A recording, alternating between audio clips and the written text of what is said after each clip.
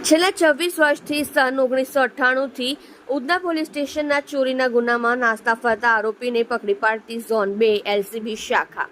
police commissioner સાહેબ શ્રી સુરત શહેરનાઓએ સુરત શહેરમાં નોંધાયેલ ગુનાઓમાં ઘણા લાંબા સમયથી નાસ્તા ફરતા આરોપીઓને પકડી પાડવા આપેલ સૂચના અનુસંધાને નાયબ પોલીસ કમિશનર શ્રી ભગીરથ ગઢવી સાહેબ ઝોન 2 સુરત શહેરનાઓએ પોલીસ કમિશનર સાહેબ શ્રી સુરત શહેરનાઓની સૂચના મુજબ દાયકાઓથી નાસ્તા ફરતા મોસ્ટ વોન્ટેડ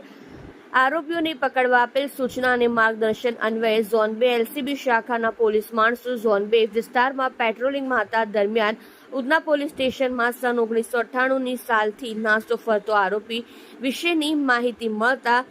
આરોપી વિકાસ મોતીરામ પાટીલ બોરસે ઉંમર વય 58 રહેઠાણ plot number 191 Sun City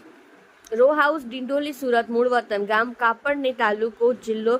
Dhulia Maharashtra તથા ગામ મંગરુલ તાલુકો અમલનેર જિલ્લો જલગાંવ મહારાષ્ટ્રના ને